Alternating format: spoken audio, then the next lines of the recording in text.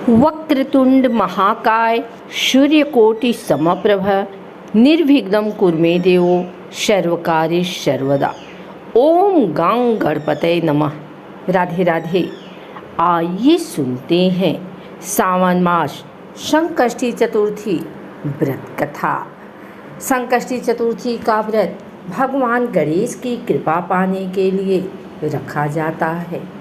कहते हैं इस व्रत को करने से जीवन की सभी बाधाएं दूर हो जाती हैं। वैसे तो हर महीने में संकष्टी पड़ती है, लेकिन माघ महीने की संकष्टी सबसे ज़्यादा महत्वपूर्ण होती है। इस संकष्टी चतुर्थी पर चंद्रदेव की भी पूजा की जाती है। ये व्रत माताएं अपनी संतान के सुखी जीवन की कामना से रखती हैं। आइए सुनते हैं सावन संकष्टी चतुर्थी व्रत कथा। श्रावण श्री गणेश संकष्टी चतुर्थी व्रत कथा के अनुसार धर्मराज युधिष्ठिर ने किया था।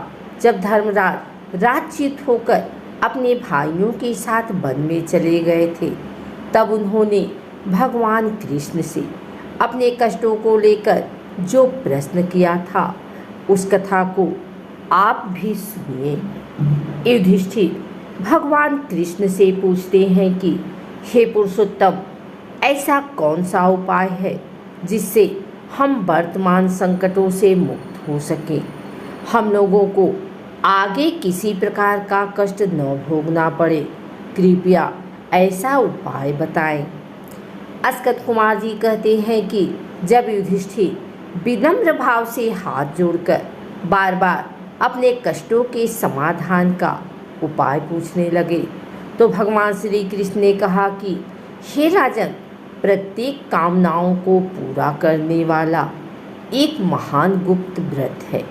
हे युधिष्ठिर, इस व्रत के बारे में मैंने कभी किसी को नहीं बताया। हे राजन, प्राचीन समय में जब सतयुग था, तब पर्वतराज हिमालय की कन्या पार्वती ने शंकर जी को पति के रूप में पाने के लिए घने वन में जाकर कठोर तपस्या की, लेकिन भगवान शिव प्रसन्न नहीं हुए।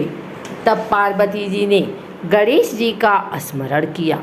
गणेश जी उसी क्षण प्रकट हो गए, जिसे देखकर पार्वती जी ने पूछा कि मैंने कठोर, दुर्लभ और लोमहर्षक तपस्या की है, लेकिन भगवान शिव को प्राप्त न कर सकी। कृपया करके आप मुझे अपने कष्ट विनाशक दिव्य व्रत, जिसे नारद जी ने कहा है, उसके महत्व के बारे में बताइए। पार्वती जी की बात सुनकर गणेश जी उस कष्टनाशक शुभदायक व्रत का वर्णन करने लगे। गणेश जी ने कहा, अत्यंत पुण्यकारी और समस्त कष्टनाशक व्रत को कीजिए, इससे आपकी सारी मनोकामनाएं पूर्ण होगी और जो व्यक्ति इस व्रत को करेगा उसे सफलता जरूर मिलेगी। श्रावण मास के कृष्ण पक्ष की चतुर्थी की रात में चंद्रदेव का पूजन करना चाहिए। उसी दिन मन में संकल्प लेना चाहिए कि जब तक चंद्रोदय नहीं होगा तब तक मैं भोजन नहीं करूंगी, अतः निराहार रहूंगी। पहले गणेश पूजन कर ही भोजन करूंगी। इसके बाद सफ़ेद तिल के जल से स्नान करना चाहिए। फिर मेरा पूजन करने के बाद अपने सामर्थ्य के अनुसार सोने, चांदी, तांबे या मिट्टी के कलश में जल भरकर उस पर गणेश जी की प्रतिमा स्थापित करनी चाहिए। मूर्ति कलश पर वस्त्राच्छादन करके अष्टदल कमल की आकृति बनाएं और उसी मूर्ति को वहां स्थापित कर दें। इसके बाद षोडशोपचार विधि से पूजन करें। प्रतिमा का ध्यान करते हुए कहें, हे लंबोदर, चार भुजा वाले, तीन नेत्र वाले, लाल रंग वाले, हे नीलवर्ण वाले, शोभा के भंडार, प्रसन्न मुख वाले गणेश जी, मैं आपका ध्यान करती हूँ। हे गजानन, मैं आपका आवाहन करती हूँ। हे विघ्नराज, आपको प्रणाम करती हूँ। यह आसन है। इसके बाद कहें, हे लंबोदर, यह आपके लिए पाद्य है। हे शंकर सुवन, यह आपके लिए अर्घ है। हे उमापुत्र, यह आपके स्नानार्थ जल है। हे वक्रतुंड यह आपके लिए आचमनीय जल है। हे शूर्पकर यह आपके लिए वस्त्र है। हे सुशोभित यह आपके लिए यज्ञोपवीत है। हे गणेश्वर यह आपके लिए रोली चंदन है। हे विघ्न विनाशन यह आपके लिए फूल है। हे विकट यह आपके लिए धूप पत्ती है।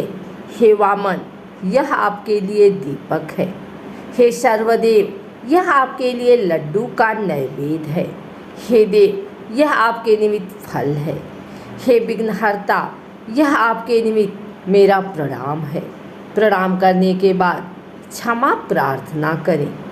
इस तरह से षोडशोपचार पूजन करके भगवान को भोग लगाएं। हे देवी देसी घी से 15 लड्डू बनाएं। सबसे पहले भगवान को लड्डू अर्पित करें, फिर उसमें से 5 लड्डू ब्राह्मणों को दे दें और अपनों सामर्थ्य के अनुसार दक्षिणा दें। फिर चंद्रोदय पर चंद्रमा का अर्घ्य दें। अर्घ्य देते समय कहें कि हे देवी तुम सब तिथियों में सर्वोत्तम हो, गणेश जी की प्रिय हो। हे चतुर्थी हमारी अर्घ्य को ग्रहण करो, तुम्हें मेरा प्रणाम है। इसके बाद फिर 5 लड्डू का खुद भोजन करें। फिर कहें हे लंबोदर आप व्यक्ति की सभी इच्छाओं को पूरा करने वाले हैं, आपको मेरा प्रणाम है। हे समस्त विघ्नों के नाशक आप मेरी कामनाओं को पूर्ण करें। तत्पश्चात ब्राह्मण की प्रार्थना करें। हे द्विजराज आपको नमस्कार है, आप साक्षात देव स्वरूप हैं। गणेश जी की प्रसन्नता के लिए हम आपको लड्डू समर्पित करते हैं, हम आपको नमस्कार करते हैं। इसके बाद ब्राह्मणों को भोजन कराकर गणेश जी से प्रार्थना करें। प्रार्थना करके प्रतिमा का विसर्जन कर दें और अपने गुरु को अन्न वस्त्र आदि और दक्षिणा के साथ मूर्ति दे दें।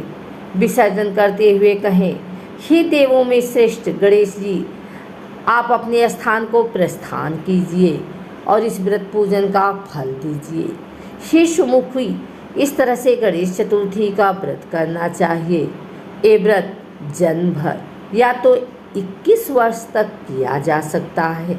यदि इतना करना भी संभव न हो तो 1 वर्ष तक इस व्रत को करें। यदि ये भी संभव न हो तो वर्ष के 1 मास को तो अवश्य ही ये व्रत करें और श्रावण चतुर्थी को व्रत का उद्यापन करें। अगर आपको हमारी वीडियो अच्छी लगी हो तो इसे लाइक करें, कमेंट करें, शेयर करें। हमारे चैनल को सब्सक्राइब करके बेल नोटिफिकेशन ऑल पर सेट कर लें ताकि आगे आने वाली वीडियो सबसे पहले आप तक पहुंच सके। धन्यवाद।